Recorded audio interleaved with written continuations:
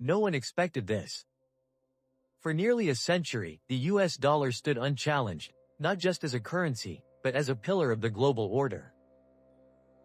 It backed the world's reserves, priced oil, moved markets, and settled wars. It wasn't just paper, it was power. Nations hoarded it, banks depended on it, and empires crumbled without it. But something is shifting. Quietly, and then suddenly, a coalition once dismissed as symbolic, BRICS, has made its move. And for the first time in living memory, the dollar is no longer safe. It didn't happen with a bang. It began with questions. Why should countries outside the West settle their trade in dollars? Why should their economies rise or fall based on decisions made in Washington? Why should sanctions, interest rates, and dollar shortages dictate the pace of development across Asia, Africa, and South America? For years, these questions echoed in the margins, in think tanks, in alternative media, in speeches at ignored summits. But now, those questions have become policy. BRICS, Brazil, Russia, India, China, and South Africa, once a loose grouping of emerging economies, has quietly matured into a geopolitical force. What used to be a symbolic counterbalance has evolved into a strategic alliance. And the world wasn't watching closely enough when they began crafting an alternative to the dollar. It started with bilateral trade agreements. China and Russia stopped using dollars for energy transactions. India and Brazil began experimenting with currency swaps. African nations signed long-term deals in yuan. What seemed like minor, regional shifts have now scaled into something much larger. In 2025, BRICS announced the launch of a unified settlement mechanism, a cross-border payment system designed to rival SWIFT, backed by a commodities-linked reference currency. It wasn't theoretical. It was operational. And for many countries facing sanctions, inflation, or debt crises, it was the escape hatch they'd been waiting for. The move wasn't just economic. It was political. These nations weren't just opting out of the dollar, they were opting out of the world order that came with it. And they weren't alone. More than a dozen other countries, from the Gulf to Latin America to Southeast Asia, signaled interest in joining the framework. Not because they hated the dollar, but because they no longer trusted it. This trust erosion didn't happen overnight. The weaponization of the dollar, through sanctions, freezes, and extraterritorial laws, pushed nations to reconsider its role. When Russia's reserves were seized, when Iran was locked out of banking, when developing nations saw their debt rise as the Federal Reserve hiked rates, the message was clear. The dollar is powerful, but it's not neutral. And in a fragmented world, neutrality is everything. The BRICS alternative, sometimes mocked as fragmented or unrealistic, is now becoming a magnet. A system that trades oil in yuan. That prices commodities in a new benchmark currency. That offers loans without the political conditions of the IMF. A system that doesn't punish but invites. For countries long tired of dollar dependency, this isn't just about economics. It's about sovereignty. And while Western financial media focuses on interest rates and central bank minutes, the deeper threat goes largely unspoken. The dollar is being quietly replaced in the global south. Central banks are diversifying reserves. Gold holdings are increasing. Dollar demand in key regions is falling. Even traditional allies are beginning to hedge. France paid for LNG in yuan. Saudi Arabia is floating oil deals outside of dollar terms. The pillars are cracking. Inside the US, the implications remain misunderstood.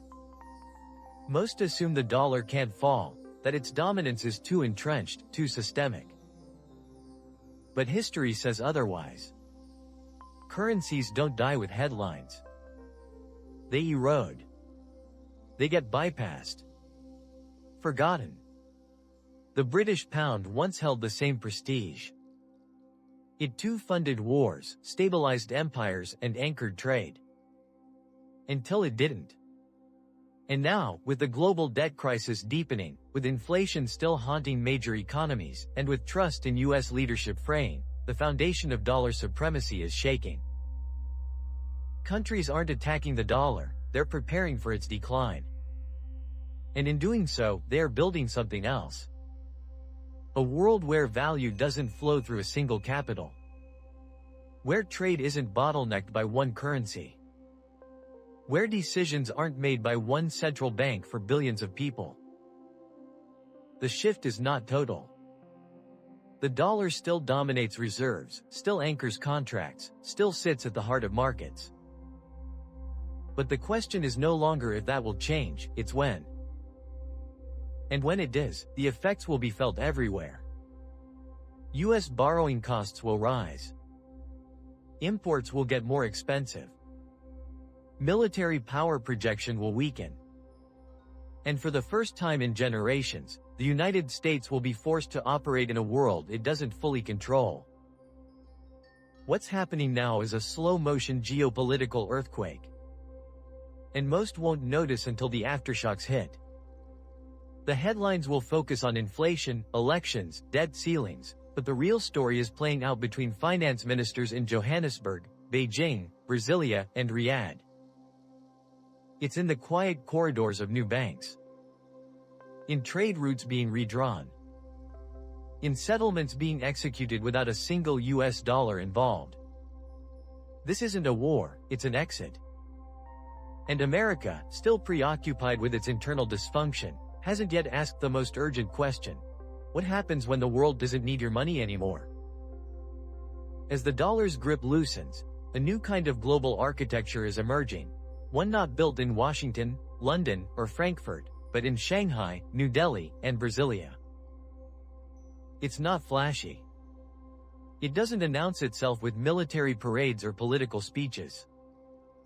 It moves through trade corridors, digital infrastructure, and quiet agreements behind closed doors. What BRICS is constructing isn't just an alternative currency system, it's an alternative future.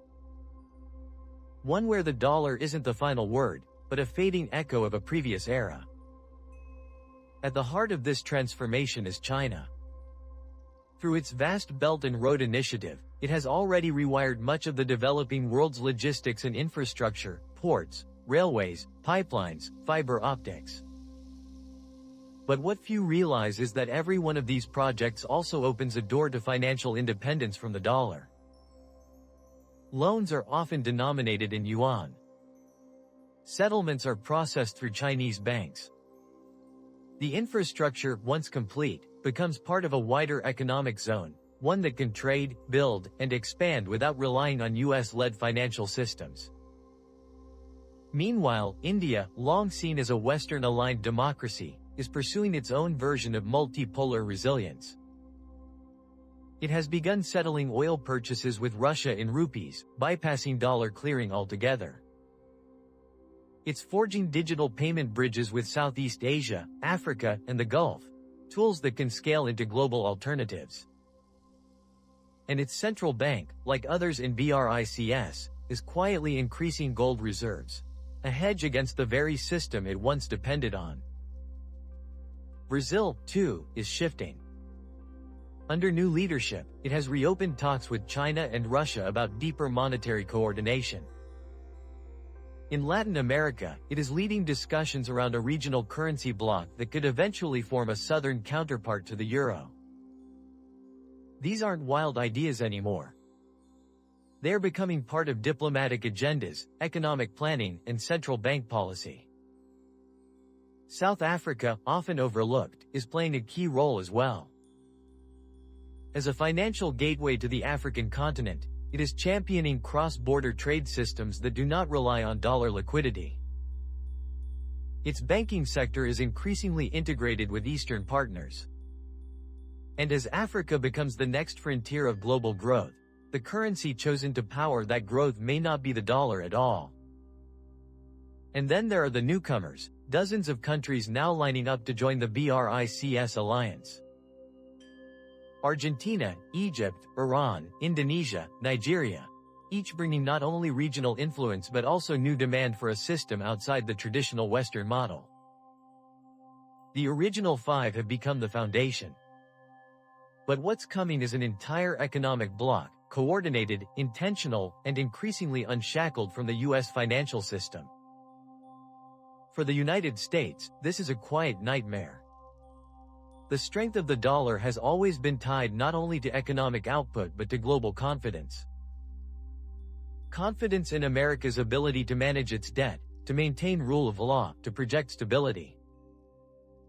But in recent years, that confidence has been eroded, not by war or disaster, but by dysfunction. Government shutdowns, debt ceiling brinkmanship, inflation shocks.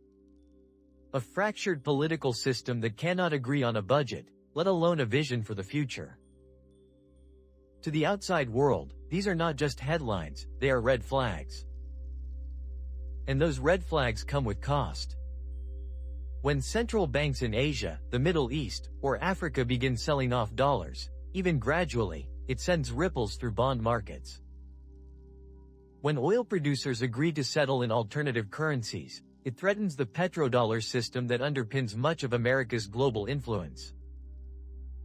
And when nations once dependent on dollar loans begin creating parallel financial structures, the very demand for U.S. assets begins to fade. It's not about collapse. It's about erosion. Bit by bit, deal by deal, country by country. The dollar isn't dying with a bang. It's being replaced with quiet decisions made far from Wall Street. And still, inside the U.S., this shift goes largely unaddressed. Politicians argue about spending and taxation, but few ask what happens when global demand for the dollar slows, when fewer nations are willing to buy U.S. debt, when fewer banks need to hold dollar reserves, when America's monetary policies no longer ripple across the planet like they used to. What happens when that power fades? The answer is sobering. The U.S. could find itself borrowing at higher interest rates. Its ability to print money without consequence would diminish.